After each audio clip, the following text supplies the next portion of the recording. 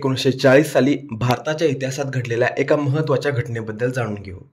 August offer 1940. मागील भागात आपण बघितलं आहे, काँग्रेसच्या मंत्रिमंडळाने राजीनामे दिले होते.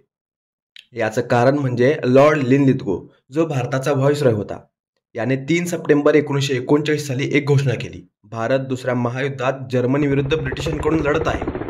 भारतातील कोणत्याही संघटनेशी सत्तेत असलेल्या काँग्रेसची सुद्धा यांनी चर्चा न करता अशी घोषणा केली होती आणि हीच गोष्ट काँग्रेसला खटकली होती. यानंतर मार्च 1940 साली काँग्रेसचे एक अधिवेशन भरलं रामगड, बिहारमध्ये. आता आपण सर्वांनी मंत्रिमंडळातून राजीनामे दिले आहेत, पण पुढं काय करायचं याची कोणाला कल्पना आहे का? यानंतर या विषयावर बऱ्याच चर्चा झाल्या. चर्चेनंतर यांनी एक विधेयक पारित केलं. यामध्ये यांनी ब्रिटिश सरकारसमोर एक अट ठेवली. हे बघा, अजूनही आम्ही तुम्हाला दुसऱ्या महायुद्धात मदत करायला तयार आहे, पण या बदल्यात केंद्रात भारतीयांचे एक हंगामी सरकार तुम्ही स्थापन केले पाहिजे. कारण 1937च्या निवडणुकांनंतर फक्त प्रांतात सरकारी स्थापन झाली होती. केंद्रात कोणताही बदल झाला नव्हता. यावर व्हाईसरॉय असलेला लॉर्ड लिनलिथगो याने एक प्रस्ताव काँग्रेस नेत्यांना दिला आणि या प्रस्तावालाच ऑगस्ट ऑफर म्हटलं जातं. हा प्रस्ताव श्वेतपत्रिकेच्या स्वरूपात सादर केला गेला होता. जर भारतीय नेत्यांनी हा प्रस्ताव स्वीकारला तर ब्रिटिश सरकारला दुसऱ्या महायुद्धात भारतीय मोठ्या ताकदीने मदत करतील. हा राजकीय दृष्टिकोन ठेवून लॉर्ड लिनलिथगोने ऑगस्ट ऑफर दिली होती. भारतातील काही संस्थाने आणि मुख्य म्हणजे मुस्लिम लीग ब्रिटिश सरकारला आधीपासून दुसऱ्या महायुद्धात मदत करण्याच्या तयारीत होते आणि जर अशात भारतीय काँग्रेसनेही दुसऱ्या महायुद्धासाठी पाठिंबा दिलाच तर जास्तीत जास्त नागरिक लष्करात सामील होतील आणि युद्धात विजय प्राप्त करणं सोपं होईल, असा विचार लॉर्ड लिनलिथगो करत होता. आता ऑगस्ट ऑफर मुस्लिम लीगने राष्ट्रीय काँग्रेसने स्वीकारली का नाही हे पाहण्याआधी या प्रस्तावात कोणकोणत्या तरतुदींचा समावेश होता हे जाणून घेणे महत्त्वाचं आहे. तर ते आधी जाणून घेऊ. भारतात संविधान सभा स्थापन केली जाईल अशी पहिली तरतूद या प्रस्तावात दिली गेली होती.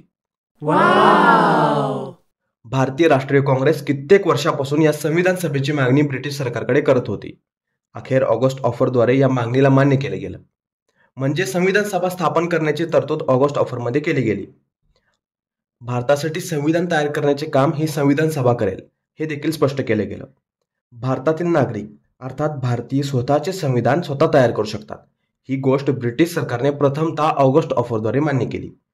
त्यामुळे या संविधान सभेत फक्त भारतीय नागरिकच सामील होतील आणि यांचं डॉमिनंट स्टेटस हे अंतिम ध्येय असेल याची शाश्वती सुद्धा दिली गेली.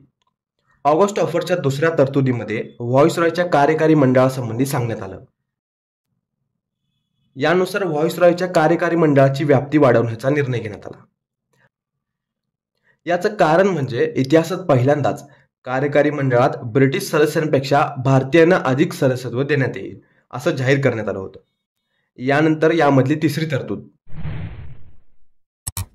यामध्ये युद्ध सल्लागार समितीची स्थापना करण्यात येईल याबाबत माहिती दिली गेली आणि या युद्ध सल्लागार समितीमध्ये ब्रिटिश सदस्यांसह भारतीयांना सुद्धा स्थान देण्यात येईल असं आश्वासन सरकारने दिलं. आता यानंतरचा मुद्दा येतो व्हेटो पॉवर आणि अल्पसंख्याकांचा. या तरतुदीद्वारे यांनी स्पष्ट केलं, जेव्हा संविधान सभा भारतासाठी संविधान बनवत असेल तेव्हा अशा कोणत्याही विषयावर तरतुदी करता येणार नाहीत ज्याला अल्पसंख्याक समुदायाकडून मान्यता प्राप्त नसेल. म्हणजे अल्पसंख्याक समुदायाच्या अधिकाराचे संरक्षण करण्याचे यांनी आश्वासन दिले. याचा तांत्रिक अर्थ म्हणजे अल्पसंख्याकांच्या नेत्यांना व्हेटो पॉवर मिळाली होती. आतापर्यंत आपण ऑगस्ट ऑफरमधल्या तरतुदींचा अभ्यास केला. आता ब्रिटिश सरकारच्या या प्रस्तावावर भारतीय संघटनांनी कोणकोणत्या प्रतिक्रिया दिल्या हे बघूया. मुस्लिम लीगला तर ब्रिटिशांचं हे ऑगस्ट ऑफरचं गाजर आवडलं होतं, कारण यामध्ये अल्पसंख्याकांच्या नेत्यांना व्हेटो पॉवर मिळाली होती. पण यांना व्हाईसरॉयच्या कार्यकारी मंडळातील सदस्य रचनेवर थोड्या तक्रारी होत्या.